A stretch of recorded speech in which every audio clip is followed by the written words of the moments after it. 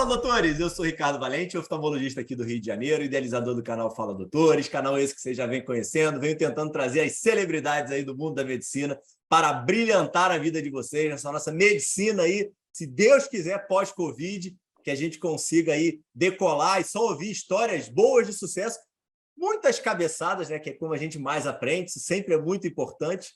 E hoje aí tem uma história que eu estou querendo muito ouvir. Agradecimentos aí inúmeros à doutora Karina Tomás, aí, que fez a conexão. Doutor Luiz Villanova, médico intensivista, residência pelo Einstein, hoje no 9 de julho. Médico da rua, das áreas remotas, né, no projeto aí Médicos do Mundo. Da Wind Solidário, outro projeto que eu quero que ele fale aí, que tem a questão do Wind dele, dos ventos aí que ele adora. Fala, doutor Luiz, como é que estamos? Tudo bem? Tudo certo, tudo ótimo. Melhor agora, né? Começando um bate-papo sempre melhor. Não, maravilha. Ó, e aí, esse cara aí trabalhou o dia inteiro, ralação, ralação, ralação. Eu tô aqui atrás dele, igual um louco, para conseguir um horário com ele. Esse cara não para de trabalhar nem um segundo. Vamos ouvir essa história, que eu tô doido para saber como é que ele faz todos esses projetos e consegue organizar essa vida dele toda. Bora, Luiz, vamos pelo início. Bora. Da onde você saiu? Como é que era a tua origem aí, familiar aí? Como é que foi o início da tua vida? Eu sou de São Paulo mesmo, capital. Sempre morei com meu pai e com meus avós. Meu pai e minha mãe se separaram antes de eu nascer, mas acabei ficando com meu pai. E sou o primeiro médico da família. Na verdade, única pessoa que tinha, meu pai falecido, Trabalha com o quê? Meu pai falecido, ele era policial. Ah, meus pelos. E aí, ele era a única pessoa... Ele faleceu há muito tempo? Faz 12 anos. Foi em 2010. Tá. Uhum. E ele era a única pessoa da minha família que tem ensino superior. Então, além de não ter nenhum médico na minha família, ele era a única pessoa que tinha chegado ainda ao ensino superior. E acho que até por causa disso, e por eu morar assim, sempre morei com ele, foi muito incisivo em relação a estudo. Tem que estudar, você tem que se preparar. Sempre, eu lembro uma vez, quando eu era pequeno, eu ia para a escola, estudei em escola municipal, a professora tinha, a tia que ficava lá na frente, falava, sua professora faltou, voltei para casa. Ele ligou na escola, a professora estava lá, eu fiquei de castigo, eu falei, mas pai, a tia do portão falou que ela não tinha ido. Não, você faltou de propósito. Então, assim, era muito incisivo em relação ao estudo e peraí, não deu no que entendi. deu. Você faltou de propósito? Você deu um golpe ou você Não, teve pior um que engano não. mesmo? A tia falou que não tinha ido, a professora, e eu levei bronca e fiquei de castigo pro erro da tia, Coitado. não meu erro. E eu lembro perfeitamente desse dia, porque foi a primeira e única vez que eu faltei a uma aula. E não foi nem porque eu quis, assim. Então, essa coisa do sempre estudar foi importante, até para onde eu cheguei, numa família que só tinha uma pessoa que tinha feito ensino superior. E acabou que eu me formei médico, meu pai não viu, foi no meio da faculdade, meu pai faleceu. Não, pera, me diz um negócio. Estudos, qual era o teu foco de estudos? Você era um nerd estudioso? Era mais um bagunceiro dos esportes? Como é que era doutor Luiz aí nesse momento escolar? Várias fases diferentes. Eu comecei com o nerd do estudo ali. Eu estava sempre sentando na frente, era o primeiro. Eu até era um dos menores da minha sala. Comecei a crescer mais velho, assim. Então, eu sempre estava na frente. Então, comecei como nerd no ensino fundamental. Quando chegou no ensino médio, eu comecei a piorar. E, assim, médico hoje, me enxergar como médico, tudo bem. Mas eu nunca me vi como médico, porque eu não tinha nenhuma referência da área da saúde, né? Meu avô Seus avós trabalhavam, Luiz? Isso que eu ia te perguntar. Era técnico de enfermagem. Então, mais Tá. próximo da área da saúde foi Tinha saúde, né? ele. Exato. E aí eu comecei... Tua avó Primeiro não? foi quando fui... Tua Minha avó avó ficava não. mais em casa? Minha avó ficava em casa. Quem trabalhava era o meu Tá. avô. E aí eu acabei que não gostava de português. Desculpa te perguntar, você vive com eles ainda? Eles são falecidos já? Estão falecidos. Hoje fico, tenho minha tia por parte de pai, meus dois tios, e aí depois eu reencontrei minha mãe e voltei aos laços que eu não tive na infância.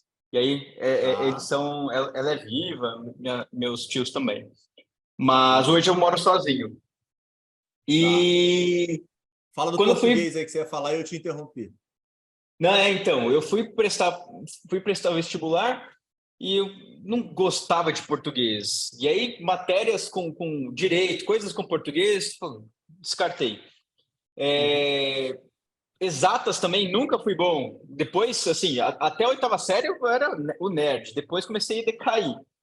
E aí, ao mesmo tempo que eu decaía em relação a estudo, eu melhorava na minha parte de comunicação social. Eu começava a conversar mais e ter mais amigos na escola. Exatas também não era nada comigo. E eu comecei a prestar. Eu falei, tem que ir para biológicas. E você Prestei fez, biologia, quando você fala escola municipal, era escola pública? Você fez escola ensino pública, todo isso, público? escola Você não fez pública. nada privado? Eu fiz o ensino médio privado. Ensino até da primeira à oitava série foi escola pública, e do primeiro colegial ao terceiro foi escola privada de bairro. Tá, E ok. aí, quando Fez eu falei, diferença, vou prestar. Luiz? Essa transição aí para você foi importante? Foi impactante? Foi Quando você impactante. mudou? Acho que impactante em relação a pessoas, nem tanto porque é uma escola de bairro, apesar de ser particular, é uma escola de bairro, então não era aquelas escolas renomadas, coisas, escolas modelo, vamos dizer assim. Então, como ainda é uma escola de bairro, acaba que em relação a pessoas era normal, assim, não senti tanta diferença do impacto da amizade, coisas de eu estar chegando de uma escola pública, por exemplo. Aham. Mas em relação a ensino, sim. Eu senti um pouco dificuldade no começo Uhum. de ser bom na escola pública e chegar lá eu estava na média de todo mundo. Se não, Entendi. não tão abaixo, mas não era tão fácil para mim quanto era na outra escola. Senti sim Uhum. um pouco de diferença. Ah, E aí o mas preparo do aí, vestibular, em que preparo momento que vestibular, aparece aí essa decisão aí? Da onde vem a eu, medicina? aí, como eu não queria nada de humanas, nada de exatas, eu prestava ciências biológicas, prestei biologia, e aí passei na Federal de São Paulo, e aí fiz a matrícula, e aí eu falei, putz, e assim, hoje eu dou aula, né? E aí na época eu falei, putz, vou virar professor. Que porcaria, porque não é valorizado no Brasil, professor. E são poucas pessoas que vão Infelizmente, a conseguir. gente tem que É, admitir isso, né, cara? Isso é uma exato. loucura, mas. E são poucas pessoas que conseguem atingir um patamar melhor dentro da biologia, por exemplo. E eu falei, que merda, que não vou conseguir, não vai dar muito certo isso. Aí eu desisti, aí eu fui pro cursinho, e aí do cursinho eu falei, tá, dentro disso aqui que eu posso prestar, que talvez meu futuro seja um pouco melhor. E aí foi onde eu Uhum. prestei medicina. Então, assim, eu entro na medicina E aí, nisso com. teu pai te auxiliava? Ele que Sim, pagava o sim. cursinho, você Meu pai trabalhava pagava o cursinho. fora? Meu Como pai é que falava: era você a não vai tua. fazer nada, eu vou pagar tudo aqui. Você se vira de estudar. Você trata de estudar, porque se você não passar ou se você quiser largar, quem vai tomar conta da sua vida é você. Não vou bancar você em nada. Então, enquanto você quer Tá, estudar, tá. eu te banco. Se não, Uhum, viva por si só. E uhum, assim, quando eu chego na faculdade, eu vejo que eu não sou praticamente a minoria da minha sala, e até de outros amigos que eu vejo, porque nunca tive o sonho de ser médico, e não tem uhum. ninguém próximo de médico da família.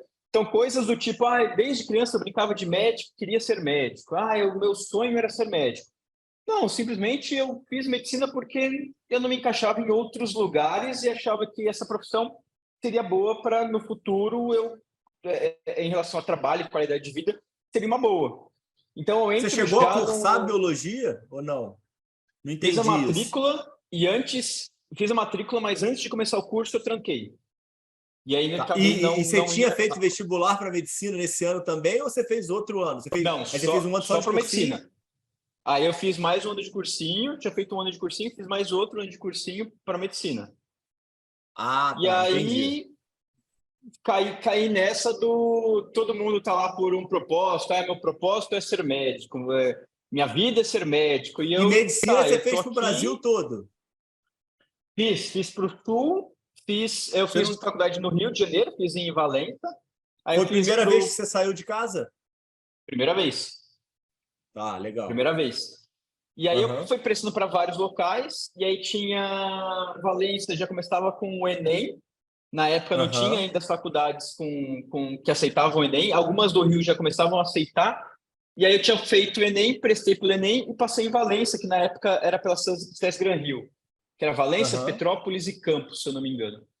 E aí eu passei e fui totalmente no escuro para uma faculdade particular no Rio de Janeiro, Uhum. de medicina, fora do meu estado, que eu teria que morar sozinho. E aí foi a primeira aventura assim da vida, foi essa descoberta da medicina junto com uma outra vida que não tinha nada a ver E, com a minha. e você trocou uma ideia com teu pai, ele conseguia te auxiliar financeiramente para pagar a faculdade? Você fez algum fiéis aí? Não sei se tinha fiéis na tua época. Como é que foi isso daí? Tinha começado o FIES, mas eu não conseguia. Eu tinha alguns descontos lá, mas meu pai acabou se virando. Até na época ele tinha um dinheiro guardado, ele comprou um barzinho até para tentar que a renda desse bar pagasse as minhas despesas no Rio. Tá. E mas assim, foi. Tanto é que fui morar com um amigo no primeiro ano para dividir renda mesmo, para pagar, para dividir as contas da casa. E depois, no segundo ano, fui morar numa república com mais 4 amigos, também só para ajudar nos custos, ficarem os custos mais baixos. E E aí? foram experiências. Foi bom ou foi tenebroso? Essa redução de custo saiu caro ou saiu barato? Sai barato. Os melhores tempos da minha vida foram dentro da República.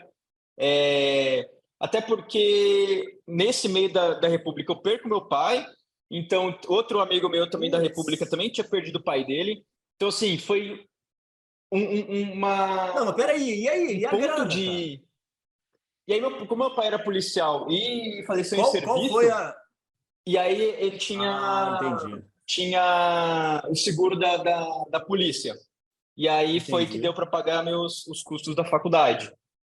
E, puta, E aí, morar desculpa com te os perguntar isso. moleques. Deixa eu te perguntar isso deselegante. Vocês tinham essa troca de ideia? Você com o teu pai, tipo, pô, teoricamente uma profissão de risco. Se por acaso isso poderia acontecer, e essa fatalidade, infelizmente, aconteceu, e você tinha um custo alto, né, pô? Sim, Você arrumou uma dívida de 6 anos aí que você teria que, de alguma forma, honrar ou desistir, né? Daquele teu sim, projeto. sim. Você tinha essa conversa com teu pai ou não? Meu pai tentava falar alguma coisa do tipo e eu sempre corria. E é aquela coisa que depois a gente aprende do. Eu não quero falar para não atrair, coisas do tipo, que depois você fala que besteira que eu fiz, que eu podia ter Sim, sim, sim. tentado aprender um pouco mais sobre aquilo, né? Sei lá que isso poderia ter influenciado, mas eu acho que o não falar acaba prejudicando muito, até em relação a coisas burocráticas do meu pai, porque meu pai teve, as minhas senhas são essas, pai, eu não quero saber de nada, fique com as senhas, não quero. E aí, quando ele falece, tipo, não tinha senha de nada, uma burocracia em relação a contas e tudo mais, parte jurídica aí de inventário, são coisas que poderia ter sido muito mais simples, mas pela coisa do não quero falar porque pode atrair, não quero falar porque isso é coisa ruim. E aí a gente vê dentro da medicina que a gente está ligado a isso o tempo inteiro, né? Ainda mais eu, como sou intensivista, Tempo inteiro. Você, putz. discutir isso com as famílias acabou virando uma rotina minha. E engraçado é que antes eu não queria nem falar sobre isso. Então, para a gente ver como as coisas mudam, né? Como de novo mudou.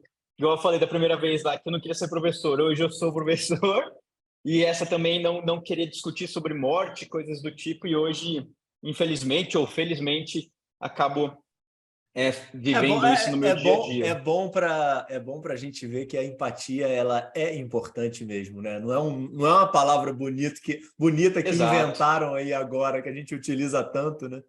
Você só consegue ver quando você vive exatamente. mesmo, né? É.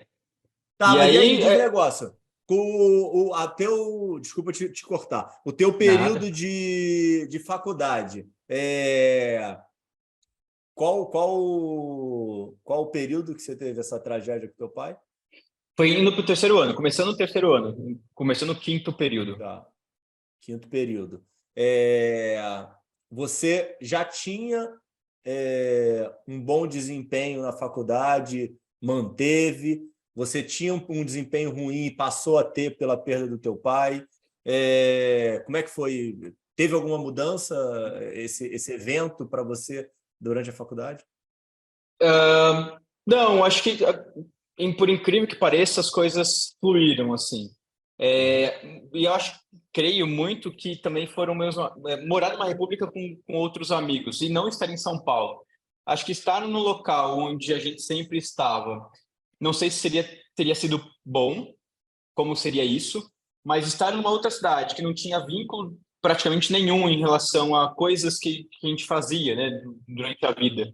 Então, não ter tanto esse vínculo pela cidade nova que eu estava e morando com amigos também, foram, creio eu, que decisivos para eu conseguir não afundar assim. Para falar para você a verdade mesmo da história, minha avó, assim, Por eu morava com meus favor, pô. avós, né? Minha avó faleceu em 2009, meu pai em 2010, meu avô em 2011. Então, assim, foram 3 anos. E aí que, nesse contexto, uh, acabou virando minha filosofia de vida. Eu falo que nisso eu cheguei no fundo do poço, assim, nada pode ser pior do que isso. Se nada pode ser pior que isso, a partir de hoje é só para cima. Então, assim, ir mais para o fundo do poço não tem como, já cheguei no fundo. Então, assim, tá, tem coisas piores para acontecer? Não, não tem coisas piores. Então, Luiz, a partir de hoje, sua vida é para cima. E acho que essa filosofia que eu criei para mim em relação a não tem mais para onde ir para baixo e, cara, sorria e viva, porque o que aconteceu já aconteceu. Então, acho que isso também me evitou aí outras até Teve ajuda pensamentos profissional, e Luiz? coisas. Não, pior que não. Só amigo Não, mesmo? não, só os amigos mesmo. Eu sei que isso é ruim falar isso de não ter ajuda profissional, porque a gente fala isso que é muito importante, mas acabei Cara, realmente não, não cara, tendo. não fale isso, cara. Não é ruim, cara. Porque, cara, é isso que eu falo, cara. A gente tem que falar, cara, as coisas reais. Obviamente, eu concordo com a tua fala e ela é excelente. Acho que vale a pena a gente, pô, levantar que a ajuda profissional ela é fundamental. Mas, cara, foi o que aconteceu com você, porra. Sim, sim. E deu certo, E, cara. e deu É certo, isso deu que eu certo. bato, cara. Sabe? Ontem eu tava fazendo. Eu tava gravando ontem com o Thiago Júlio, cara. E, tipo, falando em relação a estudo que não necessariamente. Se você tiver uma educação pública, uma educação inicialmente de menor qualidade, pode dar certo, cara. Isso quer dizer que a gente não deve Sim, investir em educação? Pelo contrário, pô, a gente tem que investir em educação. Então, assim, tua história é, pô, maravilhosa, cara. Tipo, quer dizer que todo mundo precisa de ajuda profissional de alguém? Cara, assim, tipo, se pudesse, maravilha, mas não necessariamente todo mundo vai ter, porra. Você não sim, teve e venceu aos trancos e barrancos. Vamos ouvir aqui mais suas cabeçadas. Mas, pô, cara, você tá aí, ó, pô, sorrindo, feliz, cara, com um monte de projeto maravilhoso, cara, que eu tô aqui super angustiado para escutar, entendeu? Tô aqui. Então, sabe, cara, assim, eu sou muito adepto à transparência e à verdade, sabe? Por mais que a gente vá tendo experiências na nossa vida e a gente vá conseguindo agregar alguns tijolinhos a mais. Mas, pô, cara, parabéns, sim. não. Esquece ajuda, cara. Mete bronca. Vai, E segue aí, aí. Depois dessa desgraça, você estava no fundo do poço e aí você e precisou. aí Sorriu por coisa ruim. exato, e aí dali para frente é só para cima, não tem muito o que lamentar. E aí nessa filosofia eu não tive problemas assim em relação ao estudo, as provas que vieram, o desenvolvimento da faculdade. Eu considero que passei muito liso para tudo que aconteceu eu acho que as coisas caminharam bem demais, assim. Até as pessoas ficam, que nem você falou, puta, é inacreditável o que aconteceu. As pessoas também falam a mesma coisa, porque todo mundo pensa que com isso você vai para baixo, e tiveram pessoas próximas que falaram coisas de ele vai se perder, ele não tem cabeça, coisas do tipo, que depois, acho que eu nem pensei sobre isso, mas depois que passa o tempo, você fala, você não precisa nem mostrar para a pessoa, né? Tipo, você achou que eu me perderia, achou que eu não conseguia me formar ou coisas do tipo, tô aqui hoje fazendo o que eu quero, do jeito que eu quero, do jeito que eu planejei. Então, isso é até uma força a mais, assim, para continuar com a minha filosofia de vida, que dali em diante é sorrir e curtir a vida. E aí, nesse momento aí, pô, foi um momento muito emblemático aí na tua vida, um momento de virada, muito provavelmente. Olhando para trás, você tinha meta, cara? Você sabia mais ou menos o que você queria, ou você queria, nesse momento, você queria ser feliz?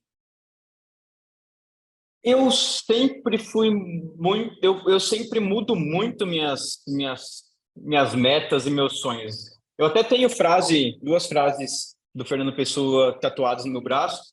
Tenho em mim todos os sonhos do mundo e somos os tamanhos dos nossos sonhos. Porque eu sonho muito, sou muito dessa coisa do imaginar alguma coisa e correr atrás disso. E eu sempre, na minha vida, e é uma das coisas que eu coloco até com algum defeito meu assim, eu sempre planejo uma coisa, sonho com alguma coisa, e do nada, ou eu conquisto, a maioria das vezes, graças a Deus, eu conquisto, mas do nada eu mudo. Então, tinha para chegar no ponto A, não quero mais chegar no ponto A, quero ir direto para o ponto B. Então, eu sempre vou mudando algumas coisas assim, e nem sempre são umas mudanças muito lógicas. E aí, até que até na minha residência do Einstein, o pessoal me conhecia por essas, assim, eu estava fazendo residência de UTI, eu comecei a fazer curso de teatro. Aí, pô, do nada comecei teatro, do nada fazer teatro. Aí depois fazia outro curso, nada a ver, de outra coisa. E cada vez eu estava pulando em coisas diferentes, mas eu creio que eu gosto dessa coisa do conhecer, do novo, do descobrir coisas novas. E aí, por isso que não tinha, até hoje, eu não tenho muitas metas muito bem estabelecidas com daqui 5 anos, o que você vai estar fazendo? Eu posso elucubrar aqui várias coisas, mas talvez na semana que vem eu falo, posso regravar esse episódio porque já não tem mais nada a ver com o que eu pensei. Então, eu tô toda hora assim, planejando uma coisa, do nada vem, mas você não ia fazer tal curso? Ia, mas agora eu não quero mais curso, eu quero outro. E aí toda hora tá mudando. Mas você consegue arrumar algum sentido depois que você olha para trás? Ou é momento? Eu acho que um pouco dos dois, assim. É um pouco de momentos, não sei, não faço a mínima ideia porque eu fiz isso. Mas, ao mesmo tempo, essa coisa de conexões. Toda vez que eu faço alguma coisa, eu conheço pessoas extraordinárias. E muitas das vezes não é nem no meio médico. Essas loucuras que eu faço estão fora da medicina. E são pessoas que, assim, talvez eu nunca teria oportunidade de conversar ou ter um bate-papo, um convívio com essas pessoas. Então, acho que por mais que, sei lá, até pensando em algum plano lá na frente, não tenha muito a ver, mas as conexões que eu fiz sempre me privilegiaram alguma coisa, ou um aprendizado de vida, ou um networking, coisas do tipo. Então, assim, sempre foram positivas. Por mais que... Por que eu fiz isso? Não faço a mínima ideia. Mas alguma coisa ali que não era o objetivo principal, por exemplo, o curso, mas eu conheci alguém dali que acabei levando para a vida, ou que me ensinou alguma coisa que talvez não conseguia aprender, não conseguisse aprender no meio que eu estava. E onde é que aparece aí a escolha da residência? A clínica médica e a cirurgia, a gente acaba meio que dividindo isso na faculdade de medicina, né? Especialidades cirúrgicas e clínicas já era meio que uma certeza? Teve alguma dúvida? Como é que apareceu aí esse momento de escolha? Eu sempre gostei muito de conversar, de investigar coisas do tipo. E cirurgia foi, assim, além de não ir muito bem tecnicamente, E cirurgião não conversa muito, né? Não tenho muito o Verdade. bate-papo com o paciente. E aí acabei indo mesmo para a clínica. Mas desde dos anos iniciais da faculdade, eu sempre pensei em endócrino. Eu fiz tudo, eu fui em todos os congressos de endócrino possíveis e imagináveis, fiz iniciação científica em endócrino, sempre pensei em endócrino. Mas teve um momento na clínica médica que eu acabei mudando, eu estava na clínica médica, e um dos chefes da UTI onde eu fiz clínica médica, foi no professor Edmundo Vasconcelos, do hospital, aqui em São Paulo. Eu achava ele perfeito em relação à postura de médico, a como ele lidava com os casos graves e tudo mais, o doutor Ricardo. E aí foi quando eu passei pela UTI, eu falei, cara, que legal atuar num momento de tanta angústia e até correria ali pela urgência e conseguir atuar nesse momento e fazer diferença. E aí foi na hora que eu saí 2 meses antes de prestar prova, eu não prestei prova para endócrino e mudei para terapia intensiva, aí que eu fui para UTI. Mas, assim, foi totalmente inesperado. Depois, me ver lá na frente como endócrino, em 2 meses eu mudei e fui para medicina intensiva e não sei se eu já me cheguei a me questionar o que seria o Luiz endócrino hoje em dia. Mas eu vejo que ele, como intensivista, foi perfeito assim, a caminhada. A trilha que eu estou até hoje aqui foi perfeita. E a endócrino teve alguma referência de professor ou algum profissional que você admirava ou foi por causa da disciplina mesmo? Não, foi por causa de professor também. Tinha um professor lá da faculdade, o Dr. Rodrigo Moreira, que ele, o ano retrasado ele até foi presidente da Sociedade de Endócrino, mas na época ele não figurava nem na diretoria, mas ele já era um expoente ali da endócrino. E aí, vendo ele em relação à fisiologia, toda a parte que endócrino acaba tratando muito bem, né? E eu me espelhava nele, assim. Achava que era como um modelo mesmo de médico que eu gostaria de ser. E em relação à parte até de fisiologia, acho que a endócrino me chamou mais atenção por causa disso. Mas Tá. aí foi. E aí, pensando nisso, as mudanças sempre foram olhando para outra pessoa. Sempre foram com algum professor mostrando que aquela especialidade podia ser uma boa especialidade. Pensando agora, assim, não sei se eu tinha parado para pensar nisso, mas as mudanças sempre foram por espelho de algum profissional. Tá. E aí, e o desejo era voltar para São Paulo? Sim, eu fiz faculdade lá e, infelizmente, você é do Rio, infelizmente, medicina no Rio é muito sucateada. Eu lembro que Uhum. alguns estágios, tudo mais, alguns hospitais, faltava de pirona, falta de equipamentos, e isso eu não ouvia tanto meus amigos falarem, os amigos que estavam em São Paulo falarem em relação a como estava a saúde em São Paulo ser tão degradada, vamos dizer assim. Então, sempre minha intenção, por mais que meu vínculo era minha tia, na época, mais minha tia, e meus tios, voltar para São Paulo, assim. Então não tinha porque não tinha uma coisa, preciso voltar para São Paulo. Mas eu voltei pelas residências mesmo, por acreditar que os hospitais em São Paulo estavam melhores em relação ao academicismo e com isso eu me informaria com uma melhor qualidade, vamos dizer assim. E você chegou a dar plantão aqui pelo Rio também, Luiz? Aqui Não, na capital? não nada. Eu me formei e no primeiro dia do que abriu a inscrição para fazer o CRM de São Paulo, eu já vim para São Paulo para fazer. Então nunca dei plantão no Rio. O primeiro plantão que eu fiz foi em São Paulo.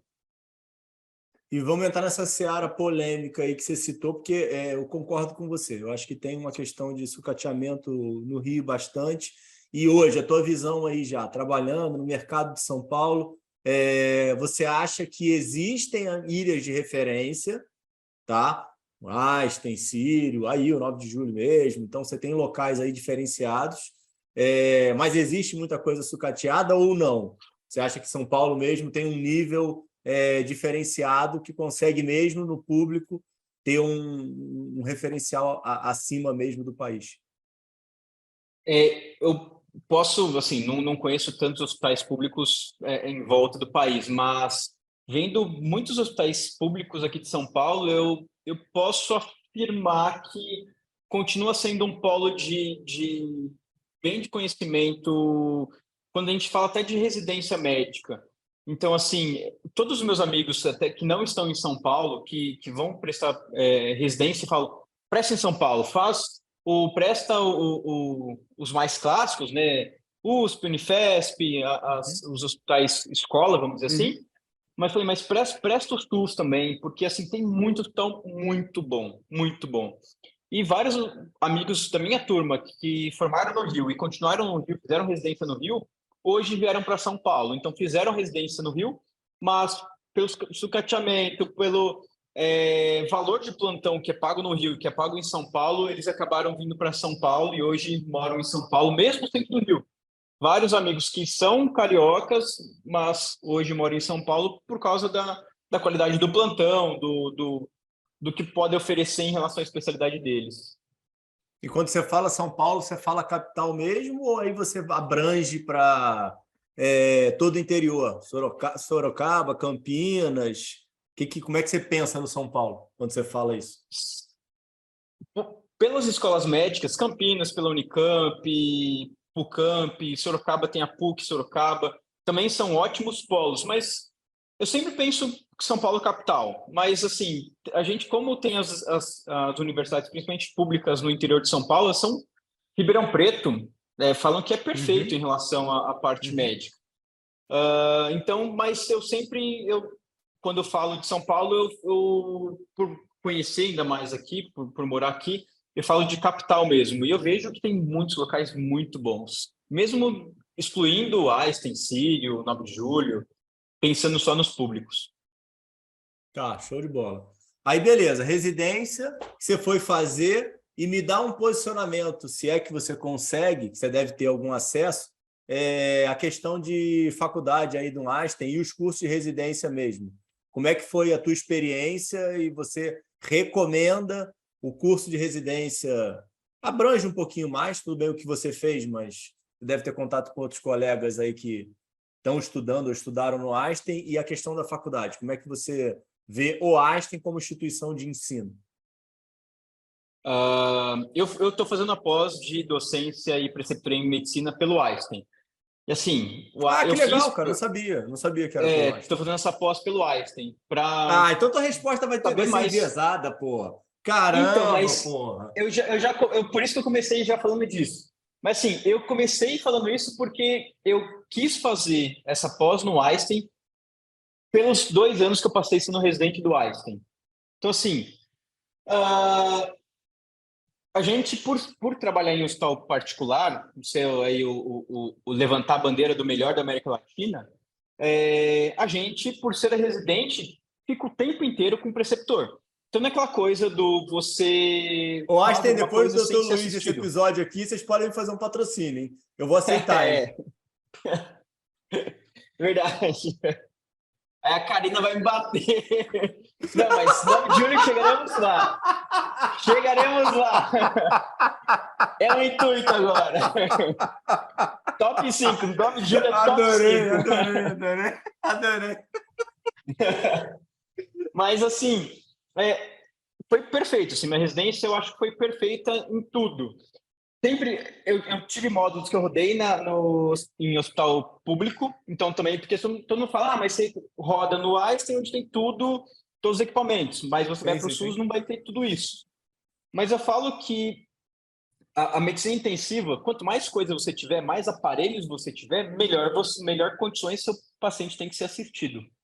Mas Total. Não adianta nada eu ter um aparelho de R$1 milhão se eu não faço a mínima ideia de como funciona tanto o aparelho quanto a fisiologia, a hemodinâmica que o aparelho está me dizendo. Não, mas você fez um Einstein, então o aparelho está mostrando que é 10% alguma coisa.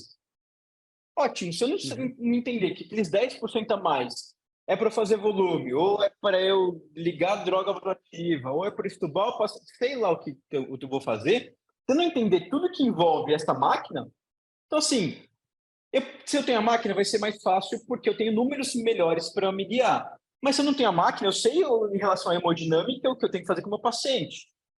É um pouquinho mais jogar no escuro? É um pouco jogar no escuro. Mas, fisiologicamente falando, a gente está no mesmo jogo ali, não tem muito o que mudar. Então, eu não vejo muito você perder a mão de SUS, da parte de intensiva que eu falo, fazendo isso para particular. Porque a parte de discussão de artigo e como o corpo funciona em relação às afecções ali que você tem na UTI vai ser a mesma. Então, eu considero, eu gosto muito da minha residência e os meus preceptores, um dos médicos que frequentavam a UTI, na época, ele foi para Harvard estudar ensino médico e aí uma galera, na verdade, foi para Harvard estudar ensino médico e eles voltam para o Brasil depois dessa pós-PhD aí deles para fundar a faculdade do Einstein. Então, a faculdade do Einstein, ela é confeccionada em relação a Harvard, que foi onde eles estudaram, e pegando coisas das melhores universidades americanas. Então, assim, olhando os residentes, olhando os internos, a primeira turma formou no passado. Olhando os internos da medicina, tem internos muito melhores que residentes. Então, eu creio que a faculdade do Einstein, ela seja, em curto espaço de tempo, vai ser a referência, se não já é, quem agora está no meio, de ensino médico. Porque os caras têm muita força e, principalmente, os caras têm grana. Então, infelizmente, o que manda aí nessa... HC é muito bom, USP, excelente, Unifesp, mas infelizmente eles sofrem pra caramba com dinheiro, então sempre está faltando alguma coisa, ou é greve de professor, ou tem coisas aí que acabam sendo sucateados por dinheiro público. E quando a gente fala em Einstein, você não tem nada disso, você tem muito dinheiro e querendo aí, até em relação, até demanda deles mesmo, porque eu creio que esses não todos, mas a grande parte dos formados vão virar depois o corpo clínico do Einstein. Então, é como se eles estivessem moldando os futuros funcionários deles. Então, eu acho que é uma bela... Para quem quer medicina, quem quer tentar tanto faculdade de medicina, ou para quem quer tentar residência de medicina, o Einstein tem uma bela escola. Tá, maravilha. E aí, a residência do Einstein é o quê? Paga? Tem bolsa? Como é que funciona? É bolsa. Eu não sei se não são todas as vagas que são bolsa MEC, mas tem bolsa MEC e outras vagas que são bolsa do Einstein, mas é o mesmo valor. Acaba sendo a mesma coisa. Tá, legal. E quantos anos? Você faz o quê? 1 ou 2 anos de clínica? Eu fiz 2 anos de clínica e depois que eu fiz em outro hospital, né, eu fiz 2 anos de UTI no Einstein. Aí vai depender da residência. E outra coisa, só falando de UTI, todo mundo pensa que como o Einstein é hospital particular, a gente não coloca a mão no paciente, não passa acesso, não entuba, nem nada. Mas lá a gente fazia, e era a grande, todo mundo que vai prestar prova no Einstein. E a gente tem um dia que a gente conversa com esses aspirantes a essas vagas de residência. A primeira pergunta é: mas vocês colocam a mão no paciente? Vocês entubam? Vocês passam acesso? Não, gente, a gente faz tudo isso. Apesar de ser um hospital particular, na UTI a gente acaba fazendo todos esses procedimentos. Tá, legal. E aí, como é que dá essa tua entrada aí de mercado de trabalho propriamente dita? Você, nessa época aí de residência, você já está dando plantão, está ganhando uma grana, ainda não está dando plantão e ganhando grana? Como é que tá? É só a bolsa da residência? Começo da plantão principalmente por causa de QI, assim, por pessoas que eram médicos peraí, não, deixa eu te interromper uma coisa que eu não tinha te perguntado. Você volta para São Paulo para morar sozinho, com teus tios? Como é que foi essa volta para São Paulo aí, para encaixar a grana no meio dessa história toda? Na época eu estava namorando e eu vim noivo. Tá. Eu vim noivo para São Paulo, depois a gente terminou, mas eu vim noivo, aí eu fui fazer residência de clínica médica, e aí minha ex-noiva veio fazer de medicina fetal. Ela é ginecologista obstetra, e foi fazer de medicina fetal. E aí, quando eu comecei a residência no Einstein, que a gente terminou, aí eu fui morar com um amigo meu da residência do Einstein. E aí, Tá. depois da residência do Einstein, que eu fui morar a primeira vez sozinho mesmo. Até Tá. então, sempre pingando de algum lugar. E até esse momento aí, você tinha ainda alguma gordura aí que recebeu lá do evento do teu pai, ou você já estava tendo que pagar todas as tuas contas do teu bolso? No final da faculdade, foi minha ex-noiva que meio que bancou ali. Sem ela, eu falo para todo mundo, sem ela eu não conseguiria ter me formado, tivesse que ter parado, trancado por algum tempo. Então ela me ajudou bastante. E aí depois, na residência, já foi começando aí a caminhar com as próprias pernas. Pô, então Mas tem até muita no gente finalzinho, aí nos não. teus atendimentos aí pelo mundo que você tem que elogiar tua ex-noiva, hein? Tem. É ex, mas você tem que Exatamente. elogiar, não tem jeito, pô. Não, sim, eu faço questão, faço questão. Porque, sinceramente, se não fosse ali naquele momento, não conseguiria formar, não. Tá, legal. E aí e a questão do trabalho? Vamos lá. Como é que você inicia essa mudança aí de vida? E aí eu começo a trabalhar por indicação mesmo dos médicos ali do Einstein, porque Beleza. muitos eram coordenadores de outros UTIs, ou amigos de coordenadores, então por indicação começo a trabalhar, e até que foi assim, começo a trabalhar no 9 de julho. O meu coordenador da residência, ele era amigo de... Tanto o coordenador quanto uma plantonista essa plantonista trabalha no 9 de julho até hoje, e esse coordenador da residência, ele tinha amizade com o Marcos, que hoje em dia é o coordenador das UTIs. E aí eles me indicaram para o Marcos, eu falei com o Marcos, e aí foi quando ele me levou meu nome para o então coordenador, que era o Carlão, que me contrataram. Então foi também por todas essas indicações, assim.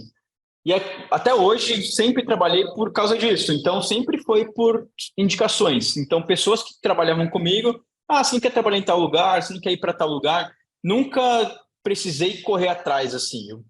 Isso eu acho bem legal, até do convívio ali que eu sempre tive nos hospitais, dessa coisa do não é nem não se esforçar, mas você está fazendo o seu trabalho ali e pessoas que estão ao seu redor acabam te convidando para trabalhar.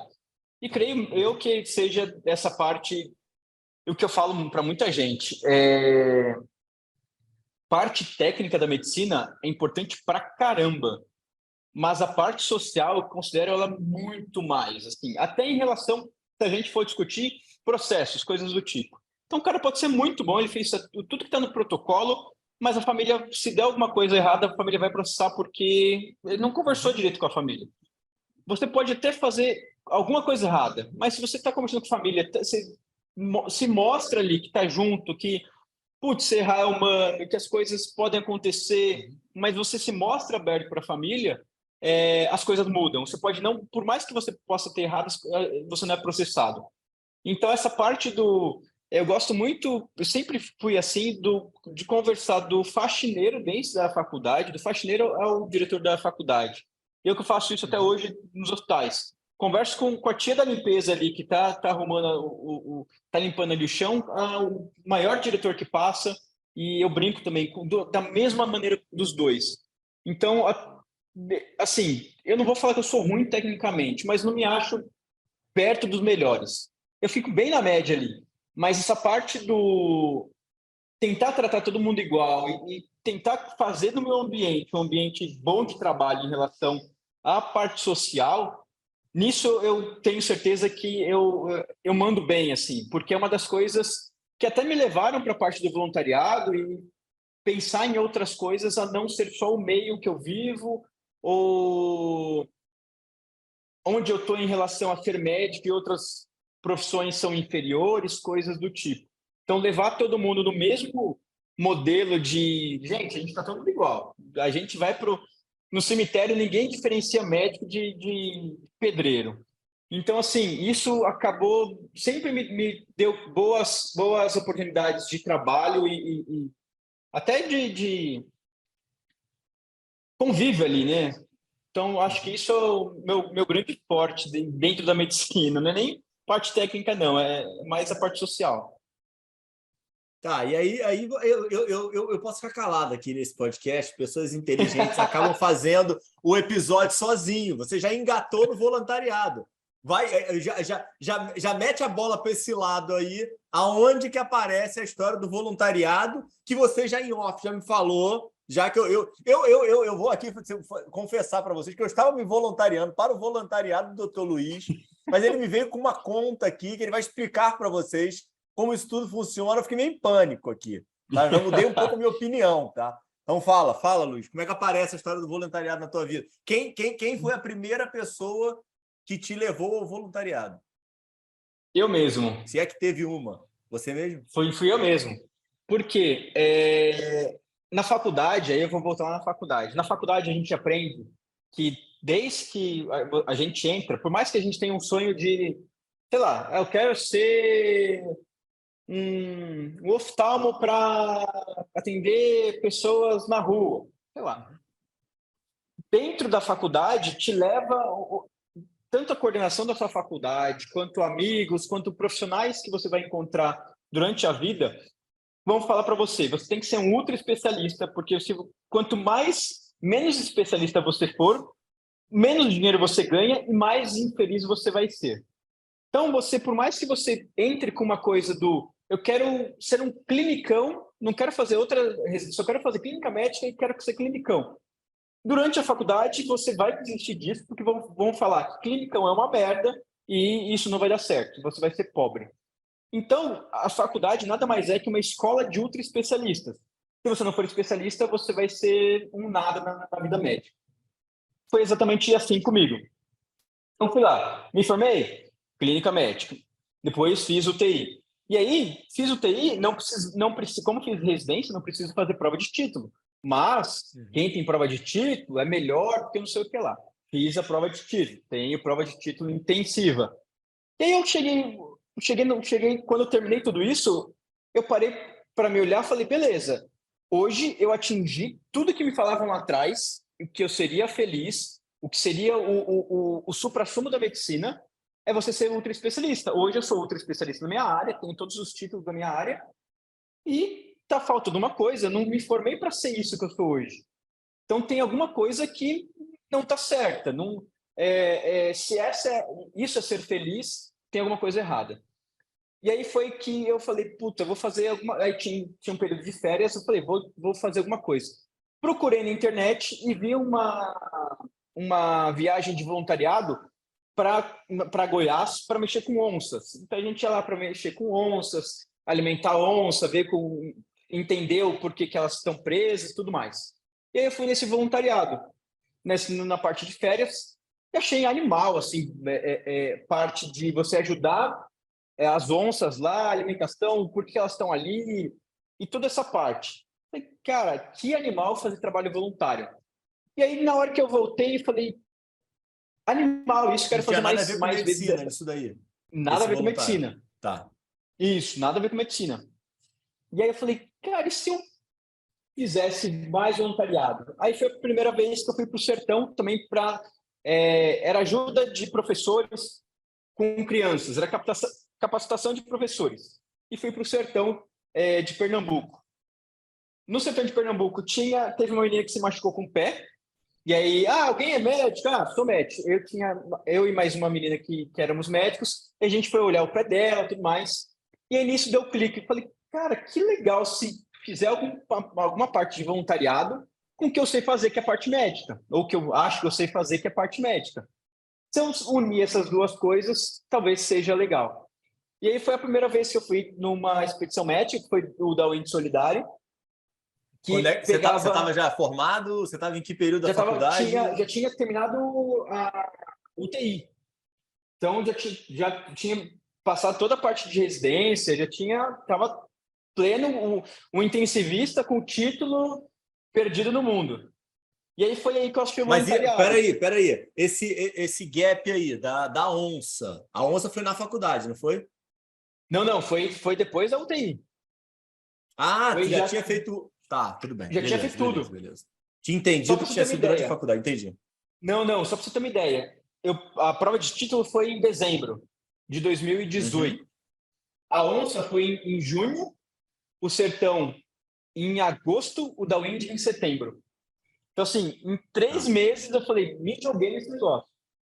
E aí foi quando eu fui para o Ceará, que a gente fazia com kitesurf, o pessoal que sabia, hoje eu sei, na época eu não sabia, mas o pessoal ia pela água, fazendo kitesurf pela água, e a gente ia por terra e parava em cidades, atendiam a população dessa cidade, e depois Você começou a andar de kite depois? Depois que eu fui no Downwind. E aí que foi você ficou com inveja do pessoal lá. Exatamente. No segundo ano do Downwind que eu fui fazer, que eu fui aprender, aí no segundo ano eu já fui por água também. Mas foi nisso, atender populações no Ceará, cada dia uma cidade diferente. E aí foi no clique que deu, que de 2019 a agora 2022, já foram 11 expedições médicas para sertão do Piauí, sertão de Pernambuco, Chapada Diamantina, da pandemia também, Ilha de Marajó, Ceará, Maranhão, Roraima com refugiados venezuelanos lá na fronteira. Fui para Honduras, fui para Uganda. Tudo isso por parte fazendo expedições médicas, que virou minha cabeça total, assim. E é isso que eu... Não, mas peraí, agora conta a verdade, pô. Conta a verdade que você, ainda além de doar o seu tempo, fazer um atendimento voluntário de primeiríssima qualidade, depois de fazer curso no Einstein e tudo mais, você ainda custeia esse voluntariado. Explica isso. E aí, o que acaba sendo a dificuldade desse trabalho que eu faço é porque, assim, vamos ter uma expedição para o sertão agora, do dia 1 ao dia 10. O que eu tenho que fazer? Eu passo meus plantões. Então, passava, sei lá, tinha 3, 4 plantões na UTI. Oi? Ou não. Um exemplo hipotético. É um exemplo. Um exemplo. E aí, o que eu fazia? Sei lá, eu tinha 3, 4 plantões do dia 1º ao dia 10. Eu passava esses plantões, ou seja, eu deixava de ganhar esse dinheiro da UTI, só que essas expedições eram custeadas pelos voluntários, então a gente pagava. Então, sei lá, cada vez eu pagava na faixa aí de R$5.000, saía. Então, eu deixava de ganhar, sei lá, R$10.000 e gastava 5, ou seja, ainda o saldo era de menos 15 no mês. Não, peraí, cara, mas aí eu preciso desse segredo, cara. Como é que você vai de novo, cara? Então, aí o que eu fazia? Pegava todos os plantões possíveis e imagináveis, juntava nos dias do mês que sobrava para tentar viajar no outro de novo para outras expedições. Não, mas peraí. O que você ganhava, cara? Aí é que é a minha curiosidade. O que tem tanto valor nesses dias de voluntariado que você deixa de ganhar, independente, cada um vai ter um valor, você tira R$5.000 do teu bolso e você ainda faz outra. O que vale tanto esses dias, cara? Eu acho que foi quando a gente sempre fala, quando a gente fala e muitas vezes a gente fala de propósito de vida, mas não tendo muito um significado muito certo, eu me vi feliz fazendo isso. E aí eu me vi, é isso que eu quero fazer para minha vida. É onde eu fico feliz, é onde eu estou feliz e minha vida faz sentido. E aí, quando eu vi que isso fazia sentido para minha vida... É o teu flow, né? É onde o vento bate na vela. Exatamente, é meu flow.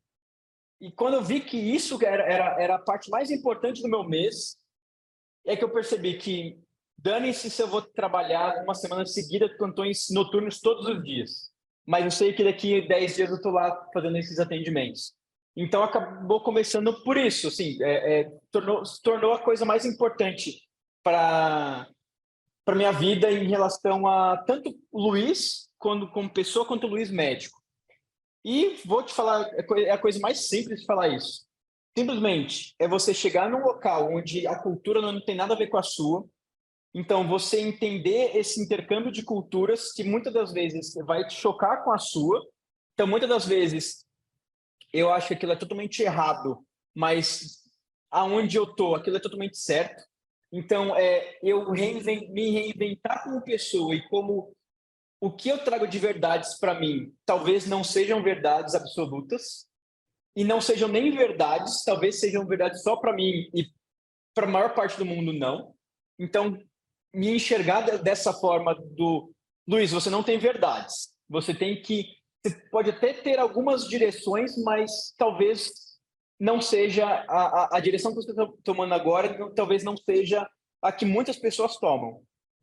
E aprender sobre isso, então lidar com essas diferenças na hora do atendimento médico, que é já que o atendimento médico é muito baseado no eu sou o médico e você é o paciente, então me escute que eu vou falar aqui e o que eu falo é o certo. E a parte de agradecimento das pessoas que não tem igual. Eu entendo que eu não estou na UTI para fazer um atendimento que as pessoas me agradeçam pelo atendimento. Então, não estou lá, eu não faço o meu trabalho para levar o agradecimento, para ter o agradecimento. Mas, desculpa, mas é do caralho quando alguém olha para você, muito obrigado por você ter me ouvido. Eu nunca consegui falar com o médico que eu falei para você. O meu médico nunca puxou assunto, sempre ele vem falando de aonde que é a dor, coisas do tipo. Então você viu, e assim, de novo, essas expedições médicas, infelizmente, o que a gente consegue fazer de tratamento mesmo com medicamentos e tudo mais é muito pequeno. Por mais que eu leve medicação e dou medicação, sei lá, vai durar por um mês, vai durar por 2 meses no máximo. Então, assim, não é grandes coisas que você faz, mas é aquela senhorinha que acha que aquela dor nas costas pode ser um câncer, porque no Google hoje tudo é câncer. Mas, dona Maria, com quantos anos a senhora começou a trabalhar? Ah, doutor, comecei com 10 anos de idade. Ia arrumar casa, dona Maria? Ia arrumar casa. Eu trabalho até hoje. Quantos anos a senhora tem? 80 anos. Dona Maria, essa dor nas costas, a senhora arruma a casa todos os dias, dos 10 aos 80 anos. As nossas porcas aqui nas costas enferrujam, a gente dói mesmo. Então, assim, ela tem uma dor que não passa, porque é uma dor já em relação à parte óssea dela, passar uma dor que ela entende que pode ser um câncer ou coisas do tipo do mal, você mostrar para ela que é ela envelhecendo, que as coisas realmente doem, o corpo dói, e infelizmente você não vai ter remédio para isso por muito tempo. Você pode dar uma dipirona para ela por alguns dias, mas não vai ser muito mais do que isso. Mas ela ressignificar aquela dor dela, talvez se aquela dor fosse, sei lá, 7 em 10, ela ter ressignificado aquela dor, entendendo que é por causa da idade dela, entendendo porque ela trabalha há 70 anos daquela mesma forma. A dor dela hoje, em vez de 7, é 4. Então já é muito melhor para ela. E tira aqueles temores dela em relação a um câncer. Então, eu fiz alguma coisa? Eu dei alguma medicação? Não. Mas eu conversei com a dona Maria e entendi o porquê que ela está tendo aquela dor. Então, essas conversas e entender o contexto da pessoa e ela te agradecer por isso, assim, é fenomenal. E são coisas que a gente não se liga aqui. Eu sempre falo, principalmente para aluno, a gente faz a receita e não está nem aí se a pessoa sabe ler ou não sabe ler ou escrever. Em grandes centros é mais difícil. Ou se a nossa letra dá para ler, né? Exatamente, ainda tem essa outra dificuldade. Sertão, a maioria das pessoas não sabem ler nem escrever. E aí, outra coisa é horário. Dona Maria, toma de 12 em 12 horas. Dona Maria não tem relógio em casa. Como que eu vou tomar de 12 em 12 horas? Então, outras coisas que eu tive que aprender a tentar aí, improvisar. E aí eu comecei a fazer o quê? Desenhava sol e desenhava lua. Mas percebia que meu sol e minha lua também era horrível. E aí comecei a fazer carimbo. Carimbava lá, um sol e uma lua. Dona Maria, tem que tomar de manhã e de noite. No sol e na lua. E aí eu voltava outra vez e percebi que a Dona Maria não tomou semana passada o remédio. Por que a Dona Maria não tomou? Ah, doutor, semana passada não teve lua. Caralho! Tá nublado. Aí você fala... Exato, não teve sol, estava nublado. Puta, como eu não pensei nisso? São coisas que óbvias pra gente que pra muita gente não é. E aí e aí isso eu levo hoje do sertão, eu levo para grandes cidades, que é muitas coisas óbvias que a gente acha que são, não são. Caraca. Então a gente, puta, Dona Maria, aqui é a luazinha, mas é noite. Ela, estando ou não no céu, se tiver de noite, a senhora toma a medicação. O sol, se tiver de dia, a senhora toma a medicação. Então, foram coisas que eu fui aprendendo, que as pessoas foram me ensinando, e mesmo elas que estavam me ensinando, elas me agradecem por estar ali. Então, assim, tinha que trabalhar muito? Tem que trabalhar muito. Vou pagar para estar lá? Vou pagar para estar lá, mas dane-se, é o que eu mais gosto de estar feliz. Peraí, E não. era Outra coisa que... Fala, oportunidade. Oportunidade eu sempre atendia de bermuda e descalço. Você atender de bermuda e descalço era exatamente é a melhor isso que eu ia falar do mundo. Tem umas fotos no teu... Qual é o teu Instagram mesmo? Vou colocar aqui na bio. Luiz.Villanova. Tem umas fotos no Instagram do Luiz que são maravilhosas. E aí ele faz meio de sacanagem, que ele coloca aqui, consultório, a foto do consultório mais lindo do mundo. E aí ele bota umas fotos assim, muito legais, assim, de uma janela, alguma coisa que ele está atendendo. Isso que eu queria que você trouxesse. Como é que é meio que a realidade de atendimento? Tá? Essa história que você está falando, atender descalço, atender de bermuda, é como dá, né? É como dá. Então, vai depender muito da onde a gente está. Por exemplo, Uganda, a gente tem dia de calça, camiseta, até pela cultura deles, a gente está chegando na cultura deles. Sertãozão, Brasilzão, todo mundo de bermuda também metia bermuda. E eu acho que essa coisa do... Tem algum preconceito, Luiz? Ou você já sofreu algum preconceito de não estar? Não, pelo contrário. Eu acho que se eu aparecesse de roupa social lá, eu criaria um distanciamento, esse distanciamento levando a um prejuízo em relação ao que eu quero levar para esse paciente, o que eu quero que esse paciente faça. Então, quando eu pego a fichinha dele e vou na porta chamá-lo, e eu estou de bermuda e descalço, o que eu sinto é a proximidade junto desse paciente de somos iguais. Uhum. Eu posso até saber um pouquinho mais porque eu sou médico, mas aqui nesse lugar a gente é igual. E assim, atender com uma mesa de bar. Pega aquelas mesas de cerveja, coloca lá e estou atendendo com o meu pé no chão, né? Naquela mesa de plástico, atendendo em cima daquela mesa. Atender em cima de um tronco. Eu lembro que a gente atendeu numa igreja na Chapada Diamantina, era uma igreja que estava em construção. Eu peguei um tronco lá que fiz de mesa, no tronco. Então, assim, a gente atende da forma que dá, debaixo de árvore. Então, da forma que a gente consegue atender, a gente atende. E eu sinto que isso causa muito mais proximidade, de não ter aquela mesa grande, da pessoa não estar vestida muito social assim, ou com jaleco. Então, essa coisa eu sinto que causa aproximação e uma conexão muito maior, já que a gente está num local onde somos estranhos, porque a gente está invadindo o local deles, vamos dizer assim. Uhum. E já que somos estranhos, a gente tem que criar uma conexão muito rápida para eles acreditarem na gente. Por mais que eles saibam que nós somos médicos ali, que eles ainda têm aquela coisa, aquele respeito por médico, que hoje se perdeu, e aí deixo para quem quiser pensar se esse respeito é bom ou não, mas aquela coisa de antigamente que tinha respeito por médico, eles ainda têm. Por mais que eles tenham esse respeito, eu sinto que com você se conectando com ele da mesma forma de vestimenta e tudo mais, esse respeito se mantém, mas essa conexão acaba sendo muito mais forte, até em relação a dicas de saúde, a como deve tomar medicamento, ou dúvidas em relação ao que eles perguntam de doenças. E me diz um negócio, você também faz atendimentos aí na cidade de São Paulo, né? E aí, o ano passado, por causa da pandemia... Onde é que apareceu isso?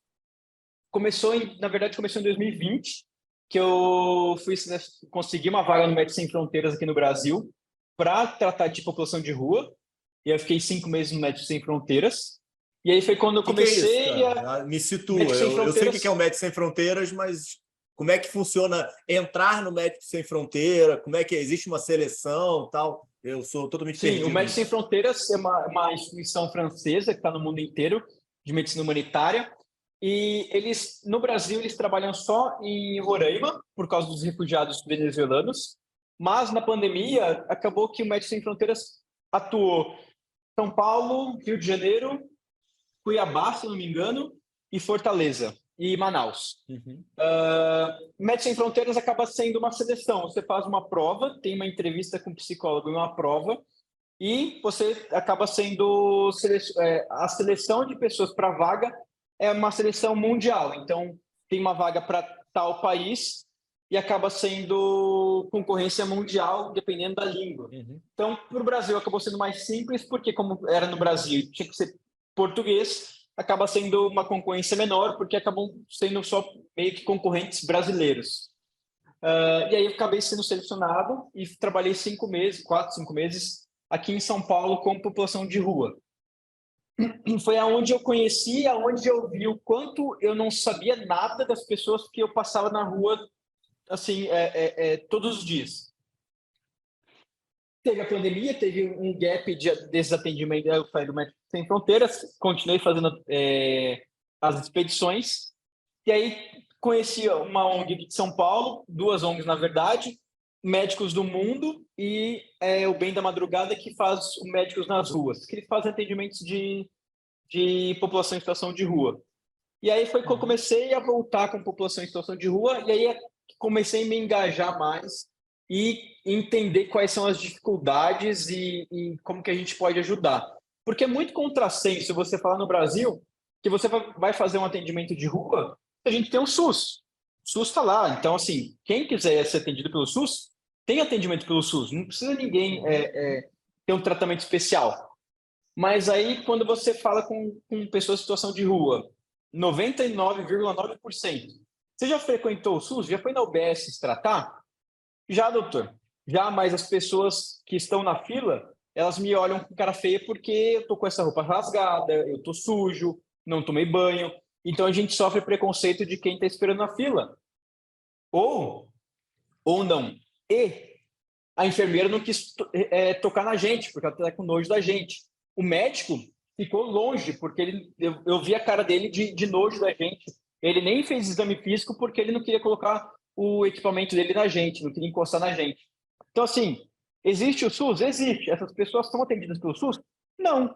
E elas vão uma vez, se elas são literalmente humilhadas, elas não voltam mais. Então, a partir do momento que eu fui no postinho e tanta população me olhou estranho, quanto o médico não quis colocar a mão em mim, eu não volto para lá. E aí, por isso que esse atendimento à população em situação de rua é tão importante. Porque, em vez já que eles não vão para a UBS, é como a UBS fosse para eles. Ou então, o atendimento médico e multidisciplinar, porque a gente tem enfermagem, dentista, fisioterapeuta, veterinário, então a gente vai até eles. E isso consegue uma aproximação e consegue fazer esse tratamento. Continua sendo difícil? Continua, porque a gente não tem nenhum respaldo municipal. São todas doações. Nesse já não paga nada, é tudo de graça, a gente vai lá oferecer nosso tempo mesmo, não tem nenhum custo, e as coisas são sempre doadas. Seja a barraca que foi doada, a medicação que foi doada, contraceptivos de implantação. Mas tem algum evento, Luiz? Como é que funciona? Para em algum local da cidade ou vocês vão andando pela cidade encontrando as pessoas? Essas duas ONGs trabalham de forma diferente. Médicos do Mundo, a gente atende todo o primeiro domingo do mês no pátio do colégio, que aqui em São Paulo fica do lado da Praça da Sé, onde é o maior lugar onde tem pessoas em situação de rua. Então, a gente faz todo o primeiro domingo do mês atendimentos lá. Então, as pessoas já sabem que a gente estará lá. E, assim, tem outras ONGs que fazem parte, igual ONG de banho, ONG de comida. Então, acaba reunindo tudo ali. Isso chama mais a atenção das pessoas. A outra ONG, Médicos nas Ruas, é à noite. Então, também é outro perfil de atendimento que faz. Vai depender do dia.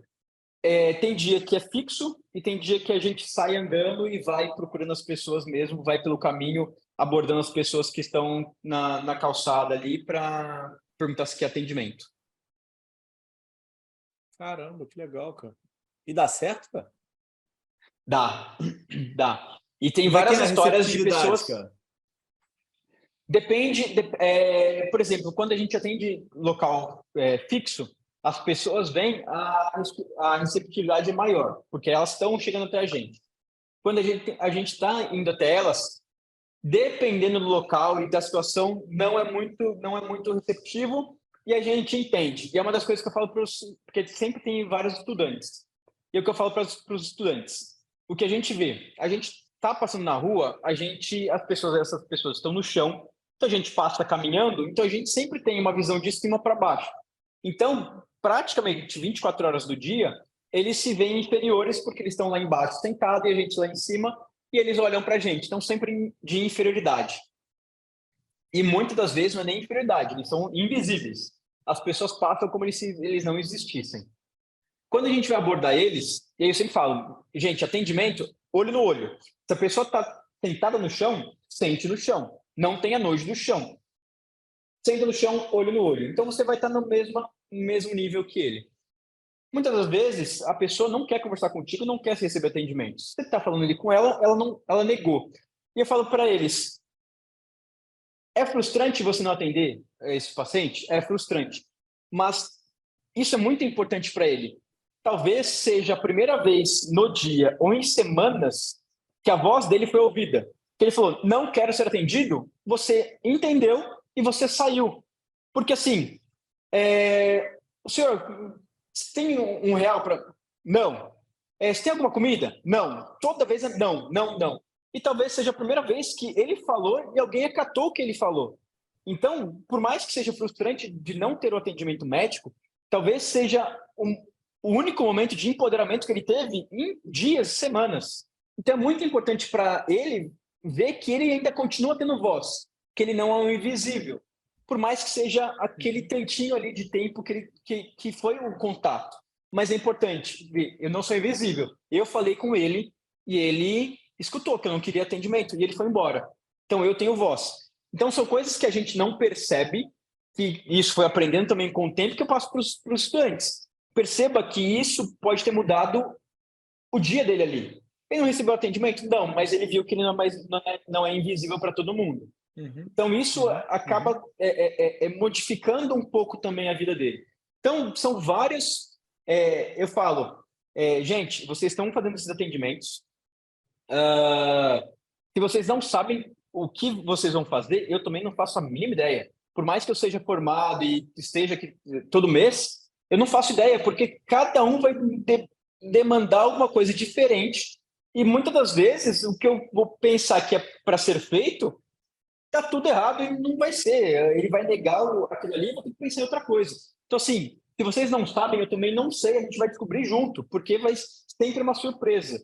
E, às vezes, uma surpresa agradável para a gente, às vezes não. Mas a dinâmica do atendimento é muito legal e, às vezes,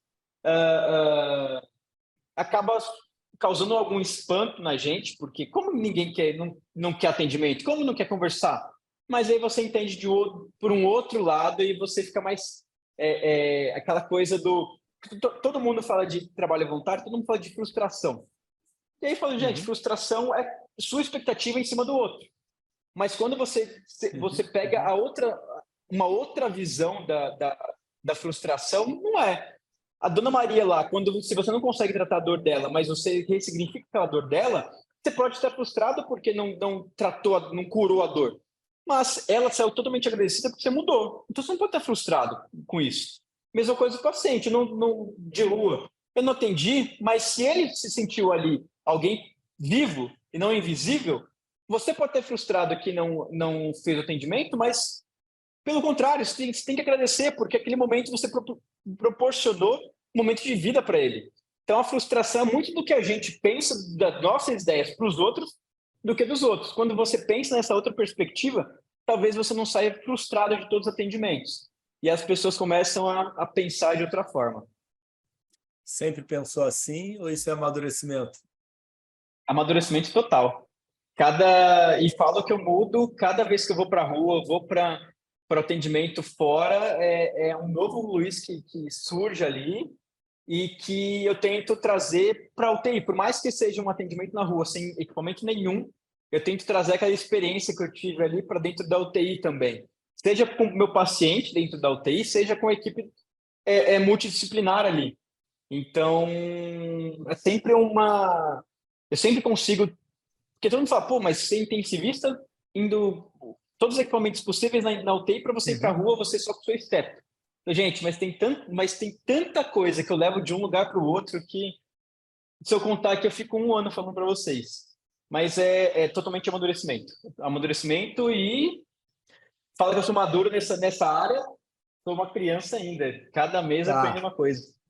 E me diz o negócio, aí você um pouco, até quase que desonesto com você, mas queria que você tentasse, de alguma forma, traçar um paralelo aí da questão do voluntariado aí, por esses lugares mais ermos aí e o atendimento aí em São Paulo, tanto na questão do como você vê, está lá trabalhando e atendendo, e o perfil de pacientes que você recebe. Completamente diferente, muito parecido? Como é que é a tua visão? Totalmente diferente. Não sei se é porque grandes cidades ou as pessoas, ou até pela comercialização ou precificação da medicina, não sei como posso dizer, se tornou uma coisa assim, eu estou te pagando, estou precisando de um médico, estou te pagando, então você está me servindo. Então, raramente eu escuto das pessoas na UTI, por exemplo, que muito obrigado, doutor, a gente agradece, coisas do tipo. É como se fosse normal. Eu comprei um sanduíche, a pessoa me deu um sanduíche, é isso, eu paguei para aquele sanduíche. Então ela me deu um sanduíche, não preciso agradecer. Então eu paguei meu plano de saúde, eu paguei aquela internação, então o médico está ali para me atender. Então não preciso agradecer. E aí é totalmente diferente até em relação à abordagem e discussão, conexão com as pessoas, tanto na rua quanto nessas áreas remotas. Porque é uma coisa mais... É como se fosse o que a gente faz aqui, bater um papo. Não é uma coisa... não é que estamos trabalhando. Não é que eu sou um médico, você é o paciente. Isso aqui é um contrato de trabalho. Então, você tem que descobrir o que eu tenho de doença e qual é o tratamento. Não, estamos batendo um papo, eu estou te contando minha vida e o que me aflige nisso, o que está de ruim na minha vida, e eu queria saber do senhor se você tem alguma coisa que pode me ajudar. Então, é mais um bate-papo com vamos tentar uma resolução para isso, do que um contrato. E aí, nisso, acaba se tornando Após o bate-papo, a gente sempre agradece o outro e fala até logo, até já, até mais, boa noite, a gente se vê. E é o que acontece nesses atendimentos. Então, por mais que muitas das vezes eu nunca mais vou ver aquela pessoa, mas aquela pessoa me deseja um até logo, me deseja um bom dia, coisas do tipo. Então, eu vejo uma função como não comercial minha muito melhor nesses atendimentos do que quando eu estou dentro do hospital e eu me sinto fazendo um serviço totalmente remunerado e que não tem essa não digo vocação, mas não tem esse, sei lá, esse espírito que a gente aprende sobre medicina do cuidar, assim. Acaba sendo mecânico. E é isso, acho que repetidamente se torna realmente mecânico para a gente, porque se a gente não olha como está nosso atendimento, daqui a um tempo nós receberemos reclamações e reclamações verdadeiras, porque nosso atendimento vai estar um lixo mesmo. A gente não vai estar nem aí para a pessoa, a gente está interessado se o valor vai cair na nossa conta e se vai estar tudo certo nos meus boletos no final do mês. Fica muito automático. E aí, esses outros atendimentos me puxam de novo para o chão. Falando, opa, você está fazendo medicina não é por causa de dinheiro, não. É por outra coisa, é para ajudar. Então, é essa que eu vejo a diferença dos pacientes.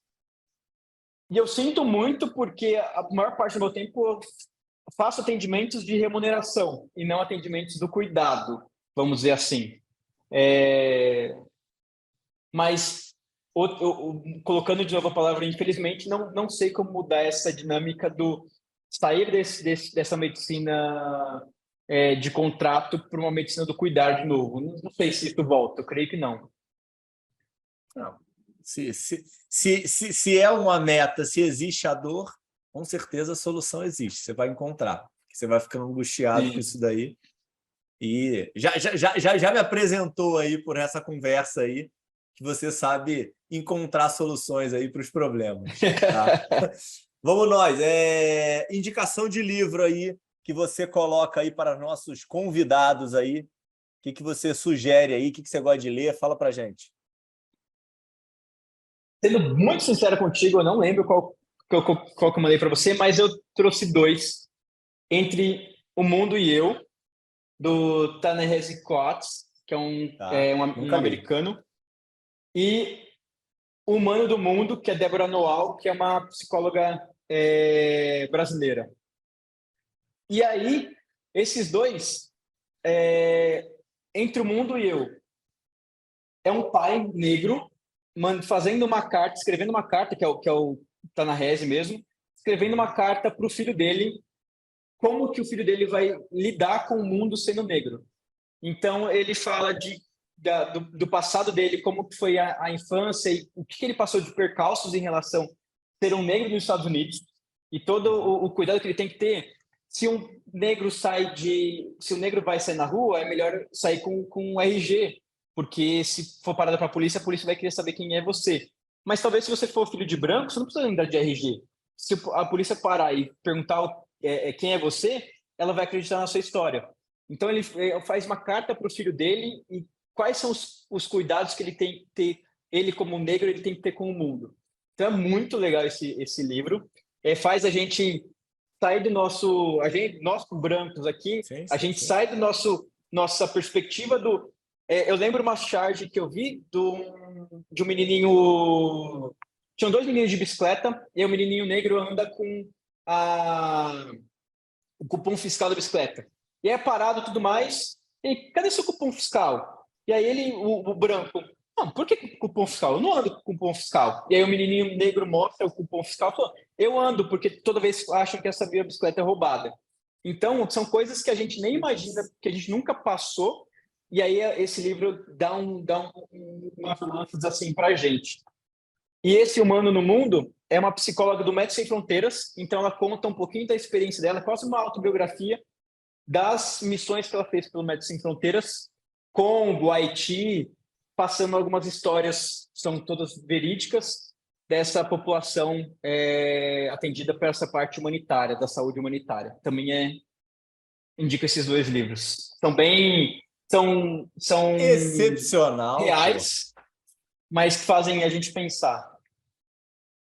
Doutor Luiz, você está num outro patamar. Tá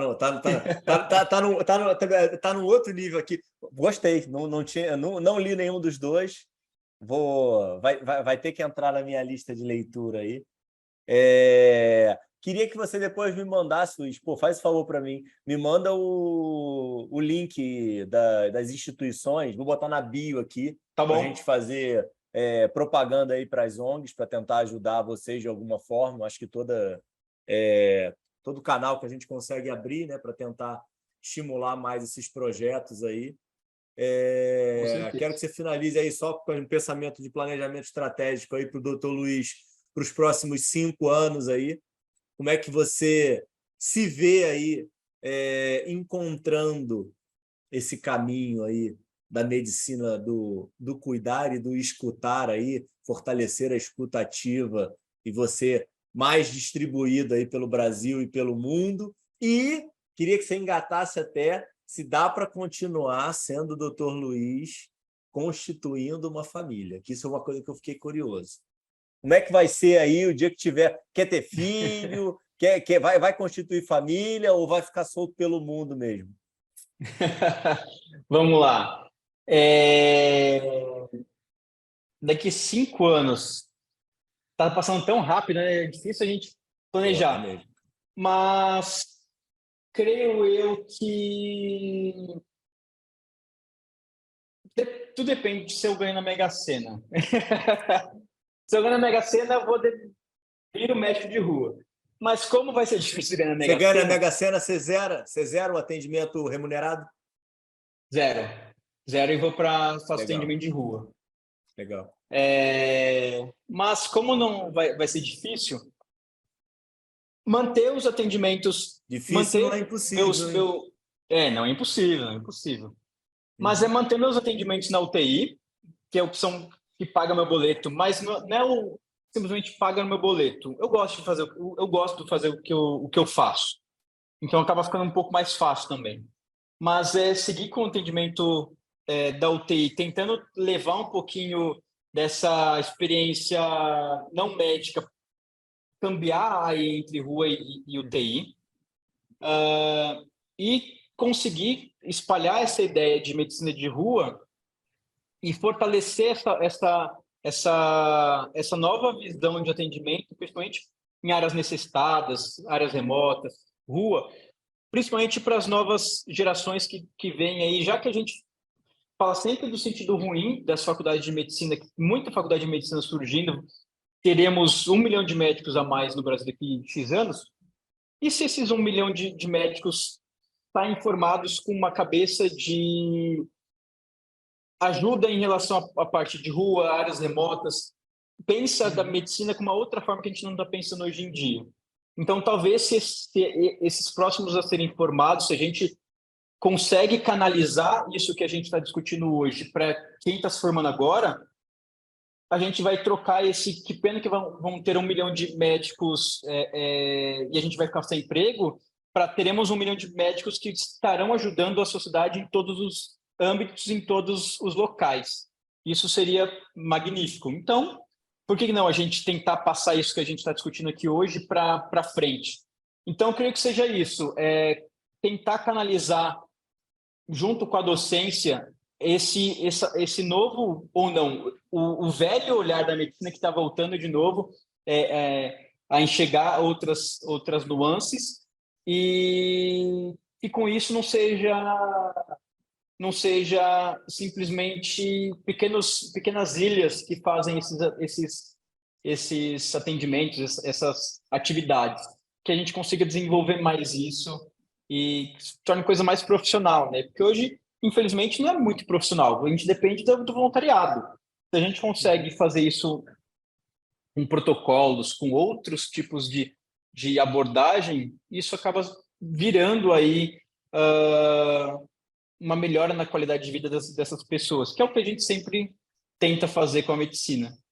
Então, acho que é isso, me empenhar mais na divulgação da parte de medicina de ruas e áreas remotas.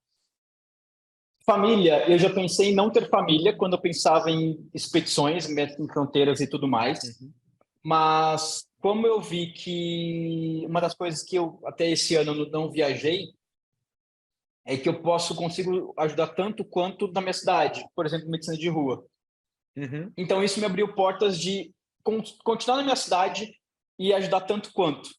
E isso já me trouxe uma outra perspectiva de ter filhos, casar e tudo mais. Tenho namorado, estou namorando, então a ideia é mais para frente ter filhos e seguir nessa linha de fazer os atendimentos, poder viajar um pouquinho também, mas ter uma família. Então, essas viagens serão mais curtas, mas creio eu que uma coisa não vai interferir na outra, assim espero. Não, com certeza não vai, pô. E você vai encontrar esse caminho aí com maestria, tá? Cara, Luiz, assim, muito, muito, muito, muito obrigado, cara. Assim, excepcional. Karina, ó, love you, amei, tá? Ó, Karina, você não fica chateada, não puxa a orelha dele, não. O pessoal do Einstein pode patrocinar esse cara aqui, os projetos sociais dele. Karina, arruma um projeto, arruma um patrocínio do DASA também, tá? DASA, amo vocês. Vocês podem patrocinar projeto top 5, então estamos lá. Tá, e assim, pô, Luiz, assim, de verdade mesmo, assim, pô, eu te falei em off, eu tava doido para escutar a tua história. Karina a Karina foi humilde, cara. Ela falou pouco bem de você, cara. Então, assim, muito além das expectativas, cara. Parabéns demais. Precisamos de mais pessoas aí como você. Obrigado aí. Eu acho que eu em Eu que nome das agradeço. pessoas aí, obrigado por você ser quem você é e por estar trazendo tanto benefício e qualidade aí para tanta gente que precisa do teu trabalho. tá? Faz aí tuas considerações finais, de verdade. Obrigado, adorei, tá? Foram horas valiosas aí do meu dia. Obrigado. Eu agradeço demais, agradeço a oportunidade e desculpa aí as remarcações que tivemos. Fico muito feliz de passar essas horas contigo, conversando assim. Super, igual você falou em off, um bate-papo, e foi me sentindo um bate-papo mesmo, nada de pressão ou coisa do tipo de vamos gravar uma coisa legal. Isso que é mais bacana, e é o que eu falei para você em relação a atendimentos. O bate-papo e falar da vida que é o mais legal. E agradecer a Karina também, porque foi uma pessoa que eu conheci também esse ano, através da parte social do DASA.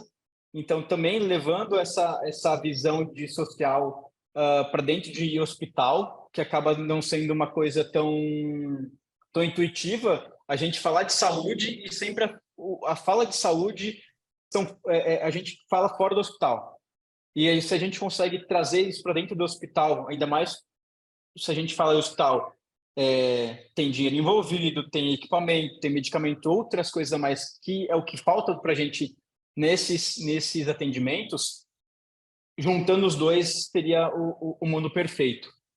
Então, começar a discutir o social dentro do hospital, e foi a Karina, e junto com o Bruno, que abriram a porta para a gente discutir isso dentro do 9 de julho. Então, eu agradeço, e também o convite a propaganda que ela fez para você aí.